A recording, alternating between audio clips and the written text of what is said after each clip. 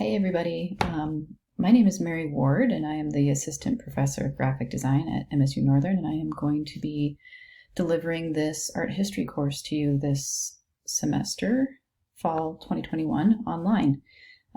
So I'm going to go over the syllabus in this video, and I do look forward to working with you guys and kind of getting to know you. Even though it's through a digital platform, I still get to know students in a lot of ways, and sometimes you guys end up texting me and stuff and we end up talking on the phone, and so I look forward to getting to know you guys, and hopefully it's a good semester for everybody.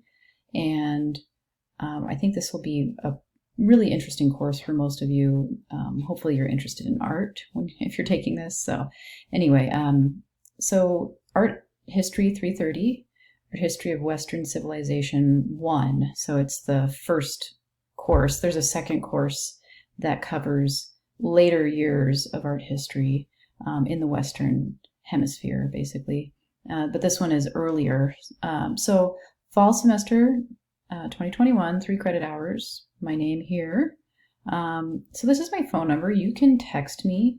And, give me your name when you text me, because I might not know who's texting me unless I have your name.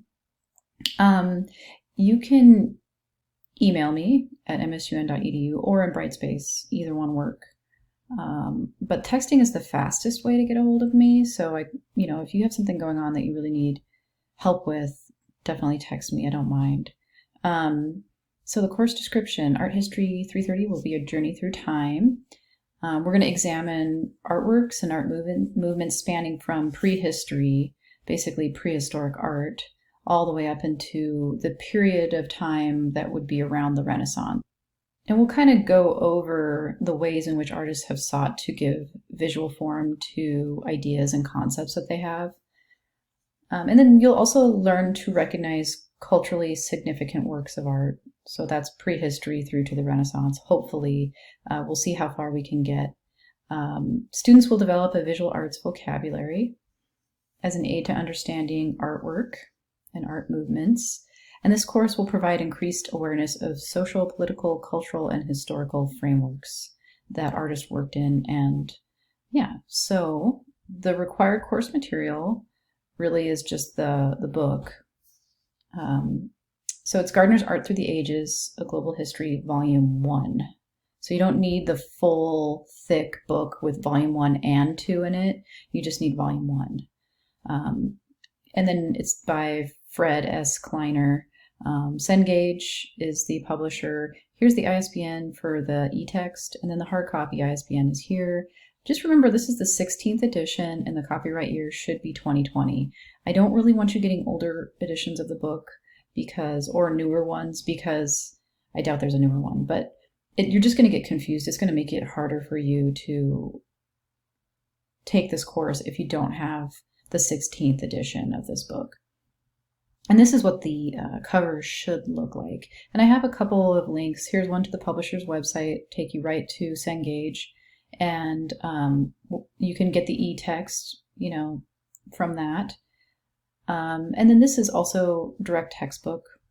It has a decent list of places to buy, different places other than the publisher's website. So those are some pretty good links. If they don't work out of this document, just copy paste them into the URL into your browser window, your internet browser window, and it should take you to the link there. Strongly suggested materials include a personal computer.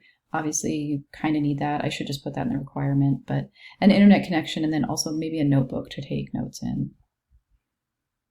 So grades are based on the following. Quizzes are 40%. So that's the chapter quiz. So each chapter will have a quiz. Exercises, assignments, discussions, and mini projects are worth the same amount as the quizzes, 40%. And then we're going to have a couple projects. We're going to have 2 projects. They're probably going to be mostly like papers. I don't typically assign super long papers, but they're worth 10% of your grade. So they're going to be important for you to do and finish. So this is the weekly schedule. So the course schedule, basically we're covering a chapter a week. Week 1 has what is art history thrown in there as well. So you'll have to read that section of the book. But that's pretty much the only one that goes over more than, one chapter, basically. So you can just look through these on your own because it's kind of a long list. But we hit some pretty interesting time periods like Egypt, the Aegean, and then we go into ancient Greece. So these are a little different with ancient Greece. It's such a long chapter that I split it up into sections based on the different time periods under the ancient Greek umbrella, basically. So, and then week 6 will be chapter 5, part 3, which is the late classical and Hellenistic periods of ancient Greek art. I probably should have just combined these two into one part, but this is from a previous course and I just migrated that over. I don't think it's going to affect you in any way. It's just split up a little differently there. And then we just move on, and then chapter 7 is split up into two sections because the Roman Empire chapter, which is chapter 7, is very long. So I split that one up as well. So we're going to spend 2 weeks on the Roman Empire. And then it's basically after that, it's one chapter a week. So we make it up all the way to late medieval Italy. So here's the grading scale. It's pretty basic. You can look that over. And then I'll go over your student responsibilities here. So you'll need to check Brightspace daily because this is an online course. So you'll need to check that. You'll need to read the announcements, read the tasks, outlines, and the modules. So week 1 through week 16. That's found in the content area of the online course. You'll need to complete the chapter readings every week and take your quizzes every week.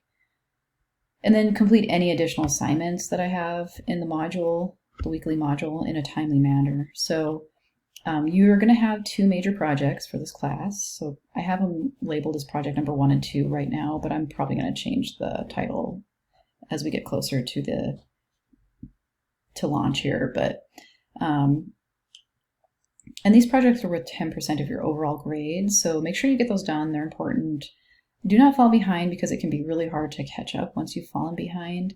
So reading the book and completing the quizzes makes up basically 40% of your grade. So make sure you're taking reading seriously.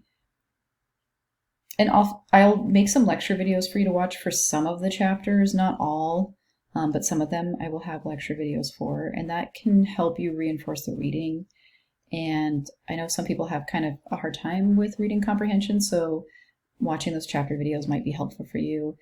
It might help to just turn it on your iPad and just cook dinner, and as you're cooking dinner, you can kind of look and see what slide I'm talking about, but just listen and then you read on top of that. You're really going to get it. It's really going to soak in if you do that. And reading is still required because I do not cover absolutely everything in the chapter lecture, although I do cover almost everything in this course in the chapter lecture videos. So it's definitely your responsibility to ask questions if you're confused on anything, like any of the assignments or quizzes or anything. Or also, I always really appreciate it if there's a problem and you're like, this isn't working. If you could text me, because sometimes I make a mistake and it really helps when somebody's like, hey, that's not working.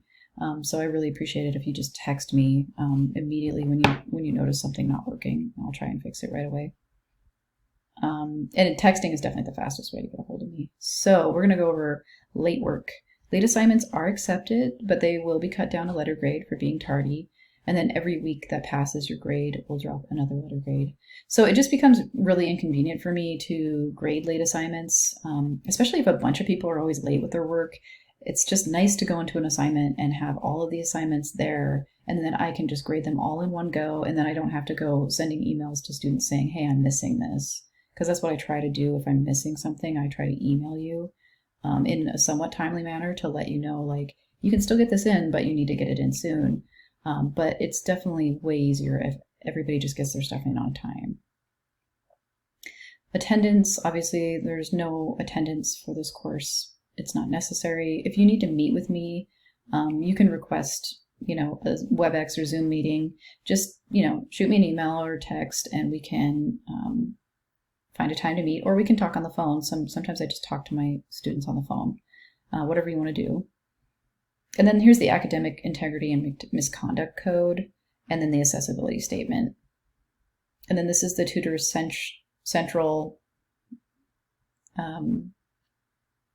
information. And then Brightspace Technical Support. These guys are great. They are in Cowan Hall 110C, and they can help you with anything Brightspace related. They're really awesome. So it's called the Office of Teaching and Learning Excellence. So here's the email as well and the phone number. So I should probably put 406 in front of that. But anyway, we'll talk to you later, and that's basically the course in a nutshell. So I'm looking forward to working with you this semester.